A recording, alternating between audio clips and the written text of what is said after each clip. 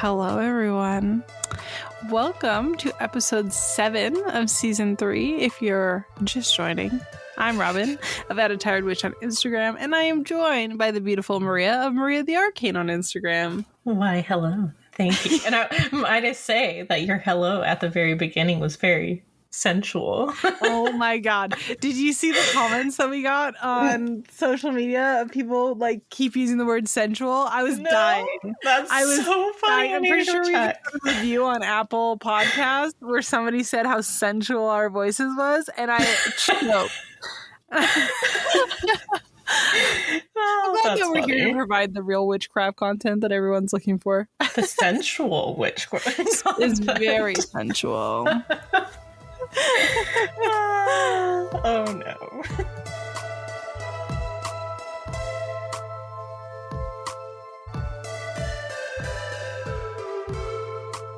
If you've just joined us, every single week we talk about upcoming lunar phases. I was just telling Maria off camera, not that we're on camera, but you get the point. Anyway, that the lunar phases are kind of fucked up this month in terms of our like recording schedule. So I'm just going to cover the Saturday lunar phase, even though we talked about it last episode briefly, and then we're going to talk about the one following that.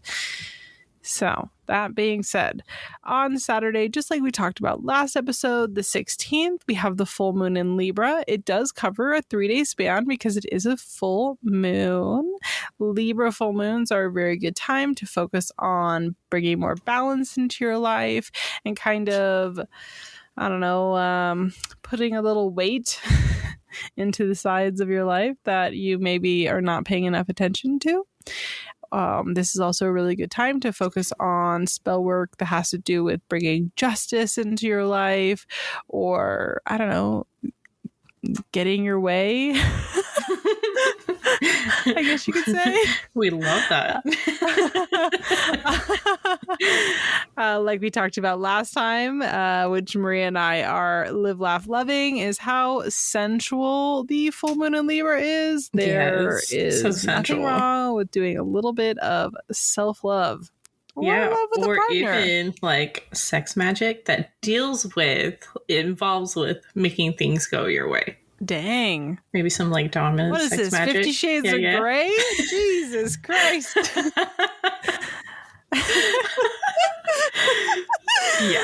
Yes it is. So after that, because that's Saturday, following that, we have the new moon in Taurus, which is on the 30th of this month. New moons, like we talk about every time, are a really good time to focus on beginnings or have a fresh start. And the Taurus new moon is really good to kind of plant seeds in a rooted and grounded way. I know that sounds absolutely redundant, but what I mean is that this is a really good time to create tangible starts to things. So these will not be sort of spell work that is kind of metaphorical or dreamy of any kind. These are like tangible things. So let's say hypothetically, as an example, you were trying to buy a house. This would be a really good time to start spell work to like ensure that the house that you're going to want to get when you start looking, you're going to get. This would be a good time to, even on like a mundane level, plant seeds in your garden, especially with spring starting, for spell work. So maybe start a little herb garden that you can later dry those herbs and use them in spell work. But the Taurus full moon is very much so all about tangible, rooted and grounded spell work. So I say get out there and do any kind of magic that is really going to give you a sense of reality and put you, that one step forward in a positive way towards some homely energy, if you will. And sorry, go ahead. I was going to say, and then it's also like the dark moon in Taurus is the day before. And I think that's also a great time to like focus on materialism and things like that. So where are you spending money that's not actually being conductive to your growth or something like that. Yeah. So where have you been a little materialistic we also have a lately? partial solar eclipse too. Do we? I believe so. So it's just partial. So we aren't looking at a full solar eclipse, but if you are somebody who decides to work with eclipse energy, you can utilize this. I personally choose to not, but you know, lots of people choose to. And if you choose to, we do have a partial solar eclipse at this time. Yeah. I love that. Yay!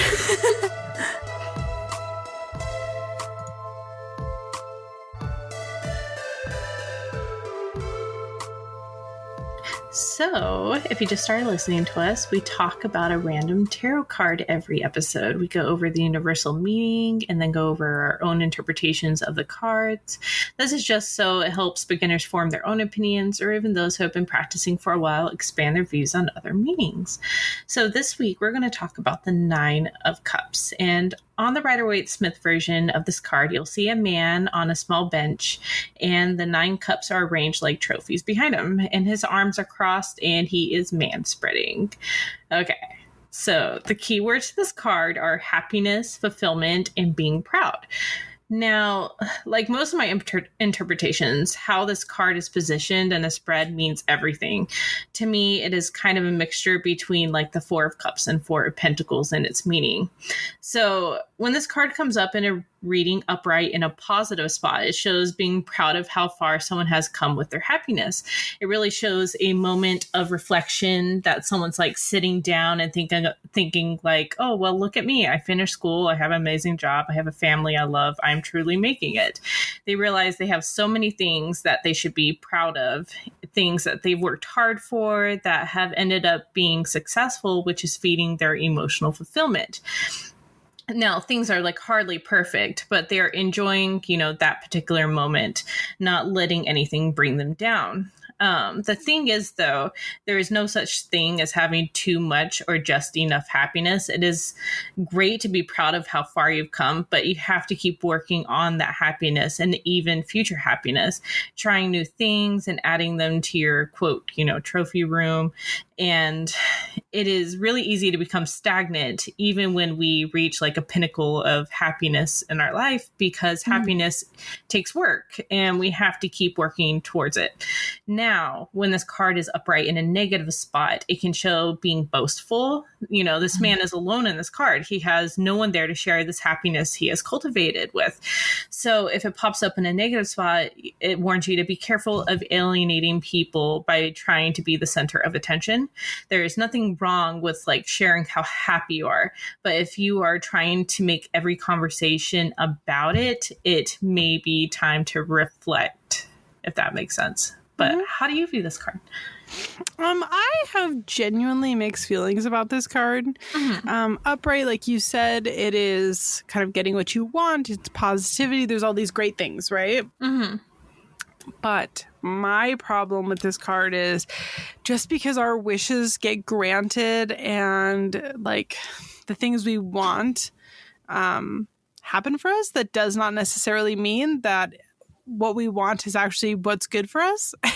Think about like, you know, when somebody wins the lottery, and this is like I obviously I don't have like the stats in front of me or something, but you know how there's like a common thing where people win the lottery and then they blow all of the money and then they're in a worse spot than they were when they started. Yeah.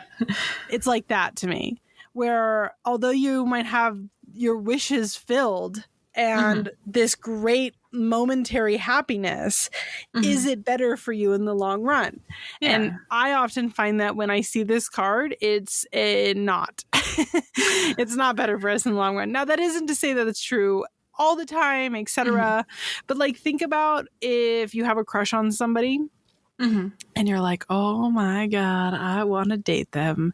And then you start dating and then you find out that this person actually is kind of an asshole as a partner or a creep or whatever, that you've got that wish you really wanted, but that doesn't mean that it actually was kind of what you expected it to be. Do you know what I mean? Oh no, that makes complete sense. It's very much so to me like a grass is always greener on the other side. And so while it does bring us this like amazing temporary happiness, I always look to cards around it to see if that temporary happiness is like for the greater good, for the bigger picture. Do you know what I mean? Or if this is truly our wishes are granted, but is that what it means? I always have to like get a clarifier card with this one. That's how I view like the 7 of Cups. That's how that card usually pops up for me. But I do love your interpretation of this card. Yeah. So I don't know. It's not that it's necessarily a bad card, but I always need that signifier with it, same, or the clarifier with it to be like, okay, but is this a good thing? Getting what I want? Yeah, it's like how my interpretation, how it's like a fine line, you know? Yeah. Yeah.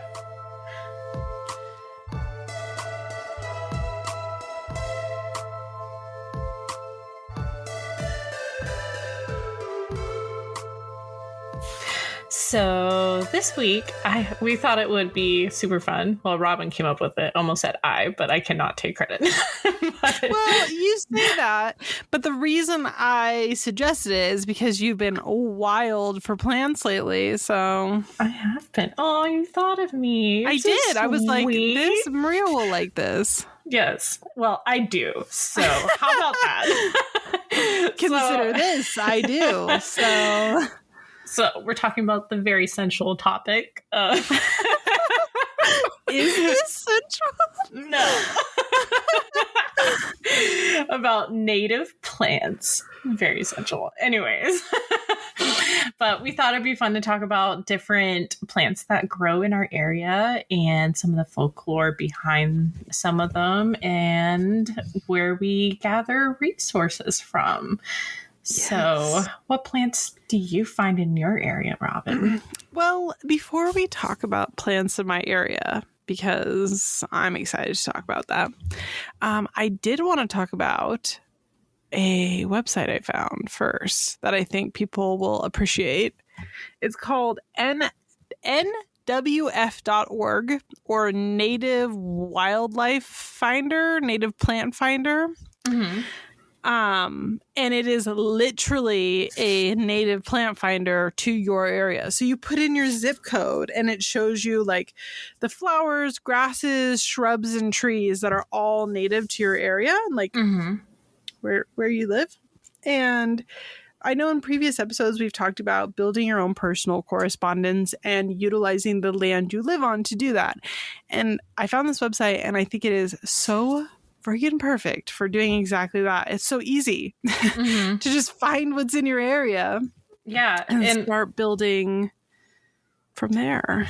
Yeah. And also, like, I don't know if many people know this, but if you have an iPhone, if you take a picture of the plant, it can show you, like, I didn't know what it thinks the plant is. And there's also a bunch of apps that do it too.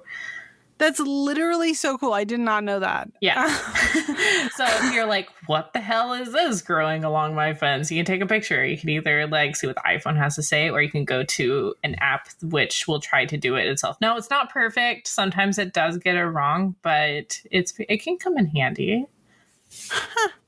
Yeah. That is interesting. I did not know that. Yeah. And I actually just required a few new books. She did not acquire a few new books. She acquired textbooks. Like, she's like, it's when your life goes full circle and you're not in college anymore and you're like an adult, and you're not that people in college aren't adults, but you're settled into like adulthood, I guess you could say. Assuming, of course, I'm like, listen to me. I'm like justifying college ages. You know what I mean? It's the circle of life of traditional kind of life path. If right after high school you go to college, you're like, I don't want to buy those books. Those are expensive. And then you like are done with college. It's been 10, 15 years. And you're like, you know what? Actually, I think I am going to go buy some textbooks. This is good. Yeah, the one that Robin's talking about is Elsevier's. I am not pronouncing that correctly, but Dictionary of Plant Lore. It is fairly expensive, but like since it's a college textbook, it's like very well sourced. Like almost every sentence has where the source is from, and that's like very, very helpful. And especially you can look in the back of the book and find out specific books that they had pulled it from. And so then you're like, well, I want that one and I want that one as well. But I did buy some local plant books, which are like Southeast Medicinal Plants by Corey Pine Shane and Southeast Foraging by Chris Bennett. And yeah, it really helps you look for native plants in your area because they usually are accompanied by huge pictures. So you can be like, oh, well, look at that. But I usually do have to look for folklore elsewhere with plants that grow around here because it's usually that books of lore don't just involve plants, if that makes sense. So you have to kind of like dig around. But what was I going to say? I also, like we were just talking about before we started this section, that I have been joining like Facebook groups that talk about native plants, and they are like the most drama-free zones ever. And people just like post pictures about plants that they have found, and people try to guess what they are. And that's really cute. Yeah, and it's becoming like a big thing to grow native plant gardens, like not bringing in plants that have, you know, that were pulled from elsewhere. So it's really fun to see like people making plants of local flora. Yeah. I mean, I think it's really cool. I might pretend for a day that I use Facebook more and join a group. That's the only reason why I go on there now. I just check the groups. Like, sorry, Aunt Barbara, I don't want to see you like on your other tirade about how Trump should be president, but I will go to this local. Damn it, Barbara! That's so funny. So for me, the plants I'm going to talk about today, the first one is dogwood. Are you familiar with dogwood? Yes. Dogwood grows here all over, and I think dogwood is really cool because like the flowers will like go all crazy and then they'll just all disappear basically in like a day, and they just make a big old petaled littered mess everywhere. And in American folklore, like, so this is folklore in America that doesn't make it true, okay? Is that Jesus was crucified on a cross made of dogwood, which is like absolutely untrue because dogwood is not found in Palestine, like at all. Yeah. And so because of that, some people believe that if you carry a piece of dogwood around, it will help you like protect you from getting like unwanted bites, like from mosquitoes and rabid dogs, and really just it's a protection amulet, really, from unwanted attack. And then because of course in American folklore that typically deals with things like Jesus, they're not going to talk about things like protecting you from evil spirits or similar, because America is such a new country that we don't have that kind of old, I don't know, mythology. Of course, assuming we're not talking, of course, about the Native American myths, but I am not going to talk about that because I'm not Native and I don't know anything about them. Sorry. But it is used as a protection amulet. The bark is, which I think is kind of cool. And the thing is with dogwood is that you can use all parts of the tree. So like you can use the sap, you can use the bark, and you can use the flowers. And if you're using the flowers, they are specifically connected with like ancestor work and spirit work and protection. When I was a kid growing up, I remember like being told that you could like tell your secrets to a dogwood tree. I don't have any idea if that was just like something that, you know, my grandma told me or if that has any basis. I tried looking it up to see if like anybody else was like knew about telling your secrets to a dogwood tree. Where have I heard that before? I couldn't find anything on it, so that literally just might have been something Mary told me. I don't know. I think I heard it about another tree. I'm trying to think about what other tree I heard. Or was it a flower? It might have been a flower. Well, I don't know. The dogwood, the secrets is you would whisper it into the flower. Oh, okay. Maybe. I don't know. But I couldn't find anything on it. Like, I looked everywhere. I was like, did I just make that up? I hate that. But I distinctly remember my grandma telling me that as a kid, that you could tell your secrets to a dogwood tree, but I couldn't find anything on it anywhere else. So that literally could have just been some shit my grandma told me that was not based in any kind of like common folklore or anything. But I remember that. Little Robin was like whispering secrets in a dogwood tree, and grandma just wanted to know what was just standing behind the tree listening. Yeah. So, and I know that dogwoods. So part of the reason I picked dogwood to talk about today is that dogwood grows, although it grows here, I'm pretty sure it grows like most of the United States, except for obviously the desert. Yeah. But yeah, I think they're really pretty. Like, I really think pretty. Dogwood trees are so pretty. Like, I love the flowers on them. I think they're so nice, and they have a very strong smell. Yeah, they do. Sweet. But yeah, I thought dogwood was cool, and it is something local. Cool.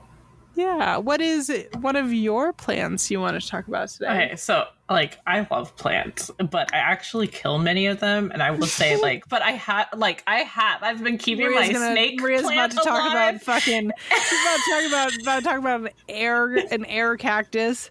No. Let's talk about the magical properties of an air succulent, guys. No, okay. Snake plant and orchid, like they've been kicking for a few months. So go me. But anyways, like I think if you don't have like a green thumb like me, it is such a great, like going out and finding native plants is such a great idea. And incorporating them into your stuff. And I've had like a really hard time connecting with South Carolina's land. The underbrush is like super thick in the forest, and it can be so hard to walk through to find anything. But going out and finding paths has really helped me connect better with the landscape. And it's amazing how many like useful things grow on the side of the road here too. Like over here, it's so easy to find witch burrs, also known as gumdrops, and wild wisteria, Spanish moss, bee balm, or it's called wild bergamot, goldenrod, spiderwort, nettle, hyssop, and also blue vervain. And like looking for wild herbs and flowers has become like a bird watching sport for me. There's like but there's so many, like as long as you're looking for them, you can find them. But a few of the folklore I wanted to talk about was so bee bombs. I always say it wrong, but folklore is that it was a remedy to illnesses caused by witchcraft.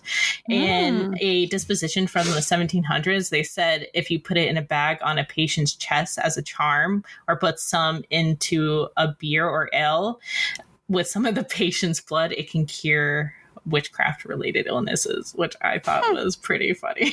So I feel like for that, how we always say that you look towards the lore or like medicinal aspects for the correspondences, that could be like anti-hex or something like that. And I also view bee balm as like kind of like honey, where you want like sweet things to come to you. So if you would use it in spell to bring good fortune or to bring positive stuff your way.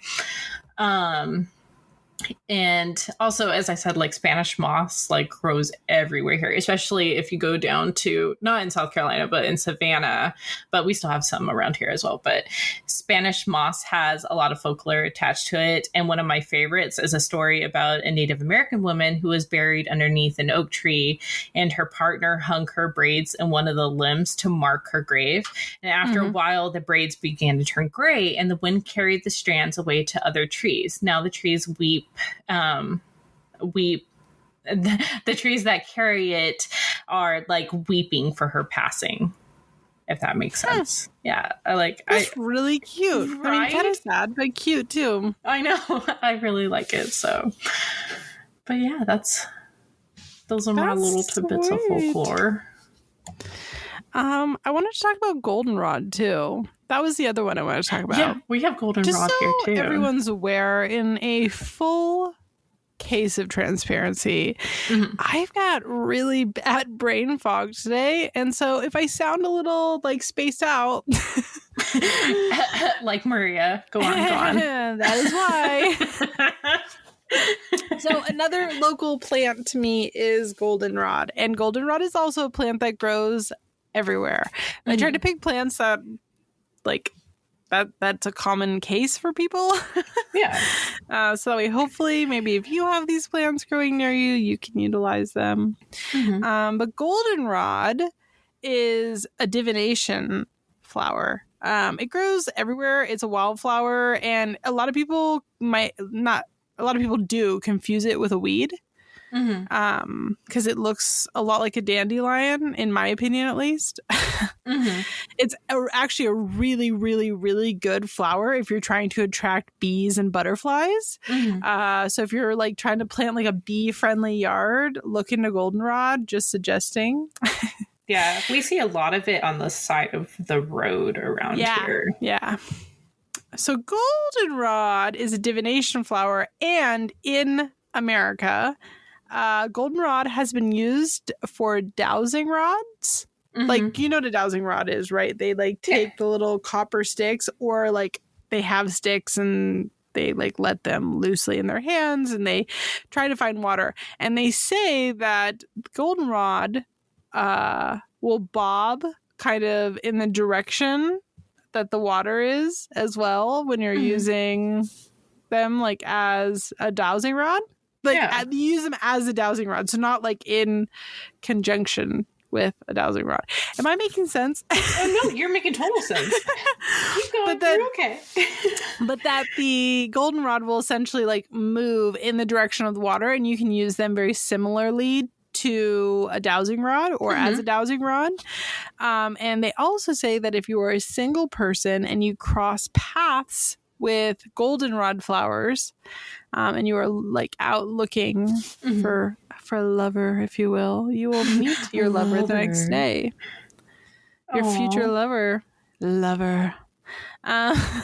And therefore, goldenrod is really good for divination, love, and money spells.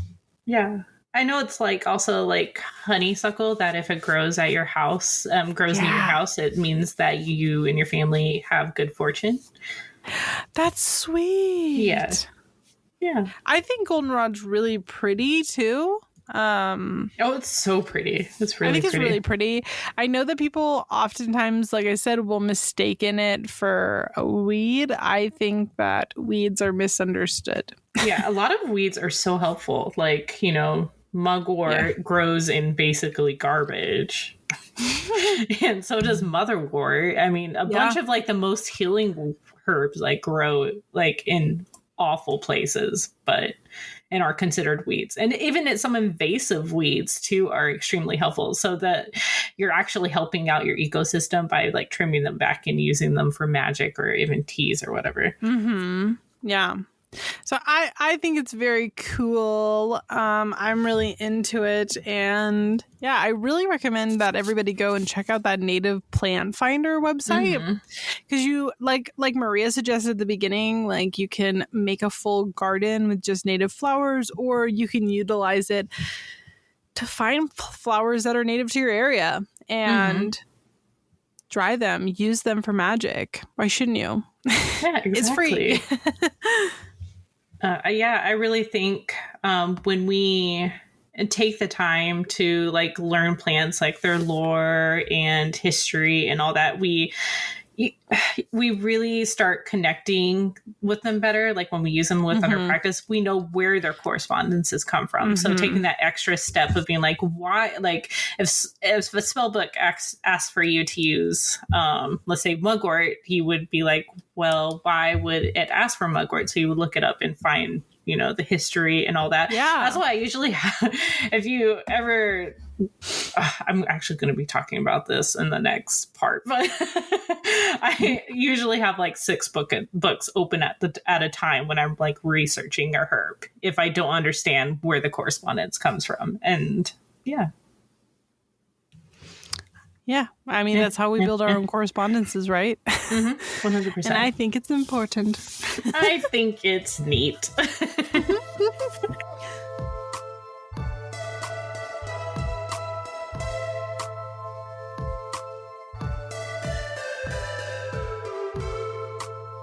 So, Maria, what's stirring your cauldron this week? Why, thank you. That was very sensual. So, as like, it's so funny that you picked our discussion today, and it's what has seriously been stirring my cauldron, as you mentioned. But so I probably might have maybe bought like 10 plant books in the past month. And I was literally telling my wife how I need a new bookshelf. I am running out of space. I need another like floor to ceiling bookshelf. But I am just like becoming just obsessed with like learning all I can about plants.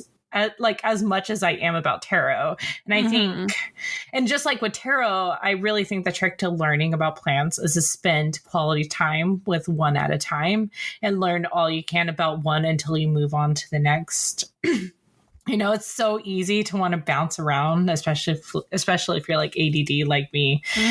But like I've been sticking with one at a time, and it really helps you identify with them more and recall facts faster. And then like if you go out, you can actually be like, oh, well, that's, you know, blah, blah, blah, rather than you looked at it for like 5 seconds. You're like, oh, that's what it looks like.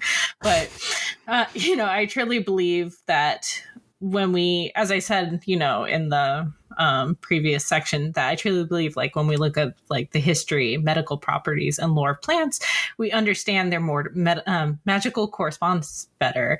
We connect with their spirit on a deeper level. So when we use it, we know why we're using it. We're forming an actual relationship with it. And, you know, a big part of my practice is animism. Where like I feel like everything has a spirit. So if I'm working with a plant that I don't really know really well, like I don't know, I have problems like adding it to spell work.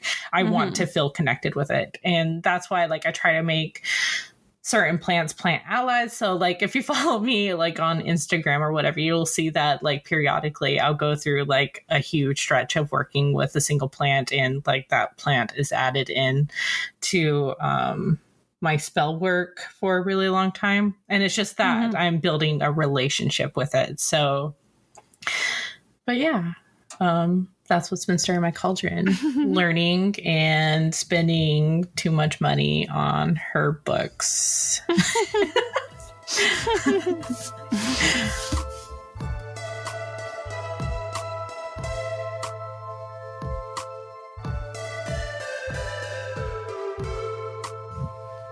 So, Robin, what is stirring your... You're making me laugh.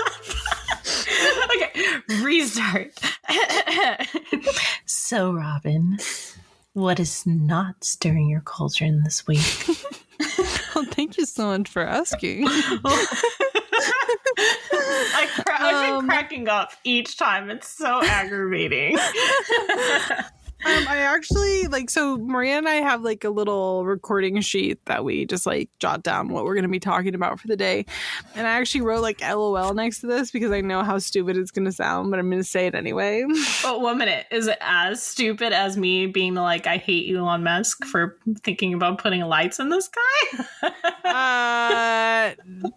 This is stupider. It's not stupider. It's actually very, like, I think both of our problems. I got a lot of problems with you people. I think both of our not stirring are very valid, but it's just going to sound stupid to say out loud, which is microplastic.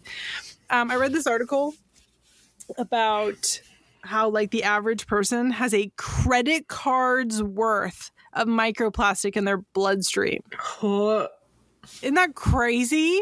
That's like gross. So I don't talk about it much anymore, but I used to talk about it a bunch on social media, like 3 or 4 years ago. Mm-hmm. And then the pandemic happened and I was just like, you know what? Like everybody's doing their best. So I'm just going to drop it. But I am very annoyingly like reduce, reuse, recycle.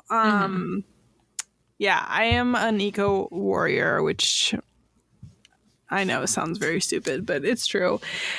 I don't like using single-use plastics. We try to reduce our consumption as much as possible. It's something that I'm really passionate about, but I also recognize is not realistic for everyone. So like that's why I don't harp on about it.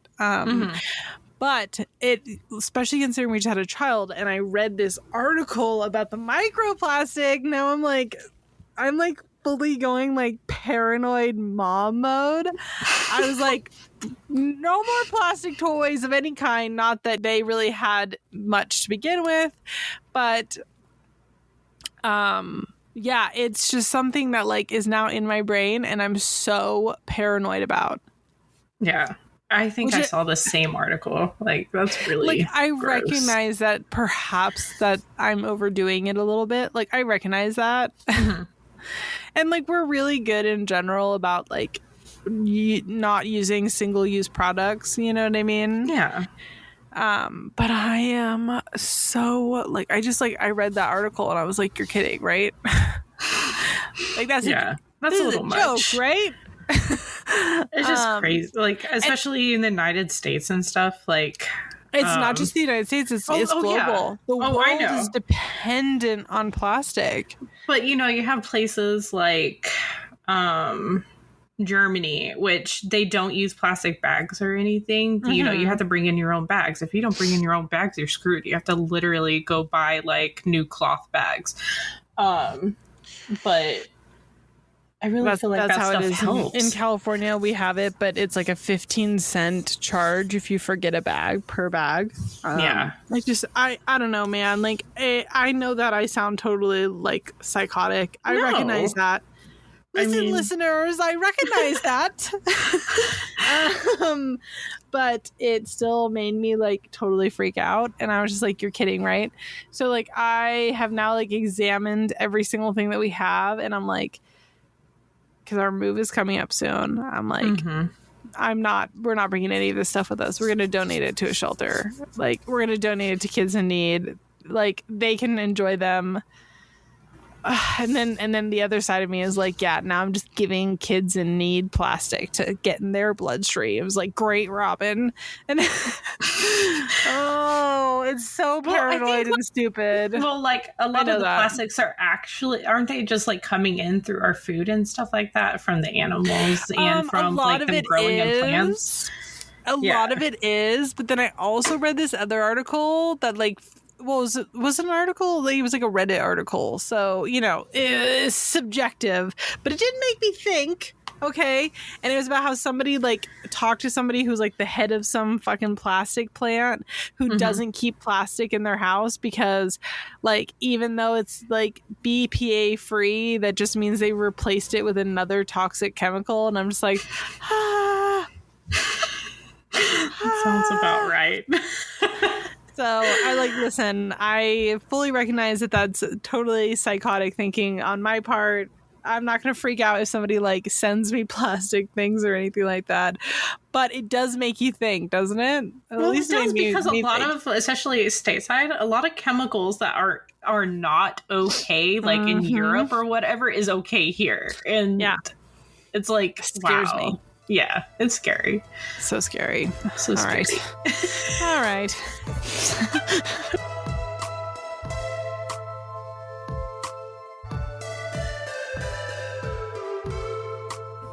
So every week we talk about creators that we are loving right now. This can be artists, shops, social media accounts, blogs, books, you know.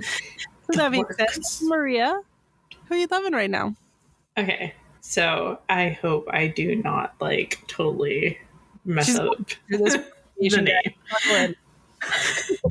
So it's another tarot deck that is not that is not a black and gold Robin. It's not. It's not. Is it, or is it like that time where it was beige and you were like, no, it's fine, it's not gold, and it was like, it's literally desaturated gold.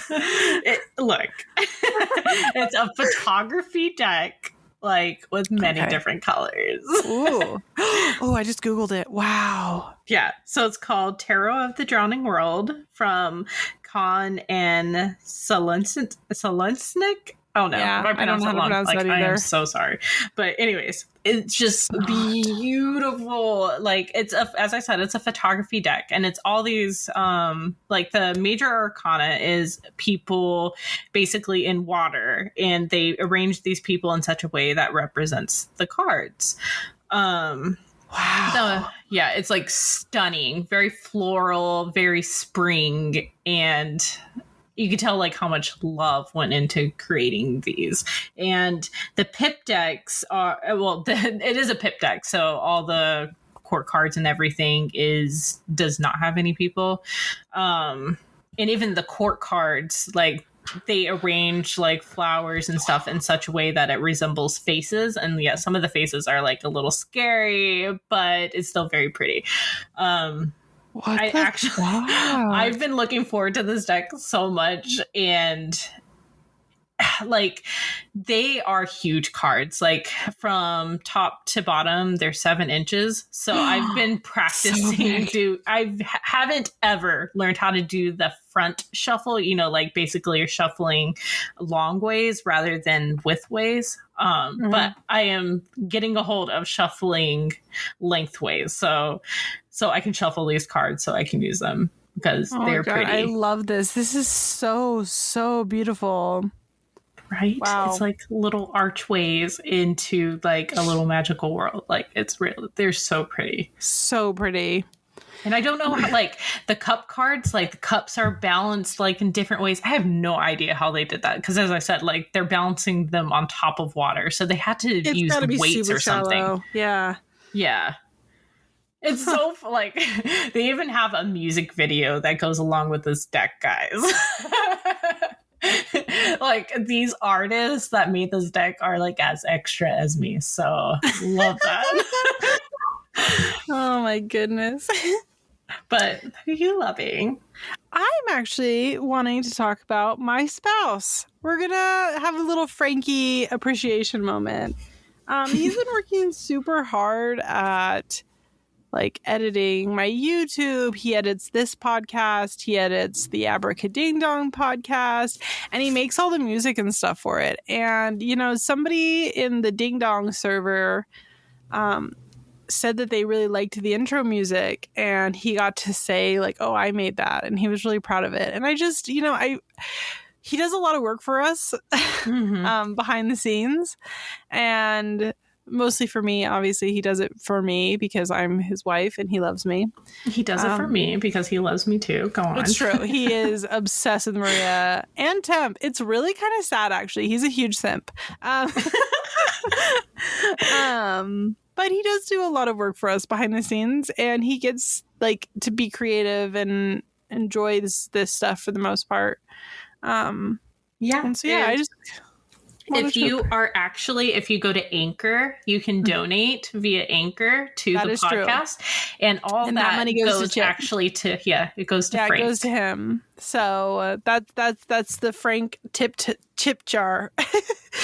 But in reality, he really does do a lot for us behind the scenes, and I don't know. I just wanted to take a little moment to appreciate him because he is our wild card sometimes. Sometimes I'm like, ooh, wish you kept that on the inside. That's an inside thought, my guy. But in generally speaking, he does work really, really hard. And I don't think he gets enough credit because how would he? You know what I mean? Yeah.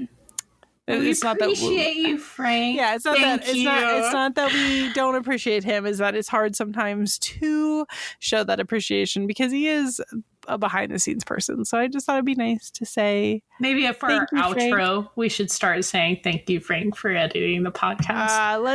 Let's not make his head any bigger. You've seen that fucking forehead, man. It's huge. We don't need to inflate it any bigger. But I did want to take a moment to appreciate him because he does work very hard for us and we love him a lot.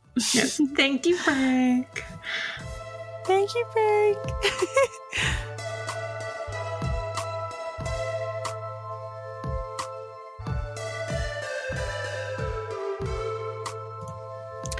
Well, thank you all so much for joining us today. We hope that we will see you again on Friday, April 29th for episode 8 of season 3, or possibly you'll catch us on an in-between episode of Coffee Talk. Maria and I are currently in the talks of doing something very exciting soon, so we'll see if we can get that going. Mm-hmm. You can also check out our Instagrams or on Twitter. You can follow us on Instagram at Coffee and Cauldrons Pod, or Twitter is Coffee Cauldrons, or you can just go to coffeeandcauldrons.com to find all of our socials. Yeah, and you can join our Discord tier, which is First Coven, on Patreon, so we can answer your questions in our part 2 next time. If you're loving Coffee and Cauldrons, please take a moment to review us on Apple Podcasts or Spotify. Like, we really appreciate it. It helps us be seen, and Yes. Thank you. And thank you to everybody who has done that already. We see them and we appreciate them so much.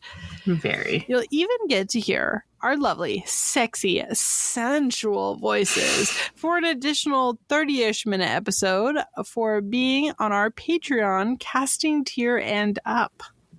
So again, this is Coffee and Cauldrons with Robin from @tired witch on Instagram. And I'm Maria from @MariaTheArcane on Instagram. All right, you ready? Yeah. 1, 2, 3, 5 witches. That was pretty good. That was good.